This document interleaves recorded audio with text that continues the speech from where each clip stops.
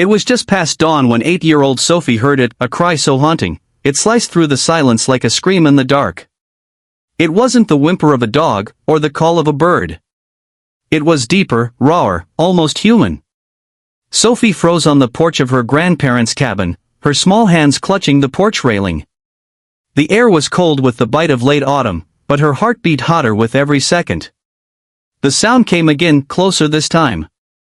She didn't mean to disobey. Her grandpa had warned her never to wander into the woods alone. But something in that cry pierced her in a place words couldn't reach. It wasn't just fear. It was sorrow. And she couldn't ignore it. With quiet steps and her flashlight in hand, Sophie made her way into the misty forest behind the cabin. The woods were still dripping from the morning dew, the trees towering above her like silent guardians. She followed the cries, heart pounding in rhythm with the strange, mournful howls. And then, in a small clearing surrounded by tall pines, she saw him. A large gray wolf, tangled in rusted barbed wire, his paw twisted and bleeding. His fur was matted with dirt and dried blood, his yellow eyes wide with pain, but not aggression. He didn't snarl. He didn't growl. He just looked at her, and whimpered, a sound so broken it made her throat ache. Sophie knew she should be afraid. Wolves weren't pets. But this one didn't feel like a threat. He felt like a soul crying for mercy. She approached slowly, whispering softly. "It's okay. I won't hurt you." To her amazement, the wolf stayed still, watching her with those deep eyes as she knelt beside him. Her small fingers worked clumsily, carefully, until the barbed wire finally came loose. When his paw was free, the wolf collapsed beside her, exhausted. Sophie pulled off her scarf and wrapped it around his wound. She named him Shadow. Sophie returned to the cabin and ran inside breathless. "Grandpa, I found a wolf. He's hurt." "I helped him." Her grandfather's face paled. "A what?" That evening, he followed her into the woods, half convinced she'd imagined it. But there was Shadow, still lying where she'd left him, the scarf soaked with blood, eyes half closed. Something softened in Grandpa's expression. He knew these woods. And he knew wolves were never supposed to come this close to humans unless something was very, very wrong. They took Shadow to the shed behind the cabin, made a makeshift bed of hay and blankets, and called the local wildlife rescue. But with funding cuts and a long wait list, they were told it might be weeks before anyone could get to them. So Sophie became Shadow's nurse. Each day, she snuck him bits of food under Grandpa's watchful eye, cleaned his wound, and whispered stories to him about her parents' divorce, about how she hated moving between houses, about how lonely she'd been since school started. And though Shadow never answered, he listened. Always listened. A week later, something unbelievable happened. Sophie returned from town to find Shadow gone.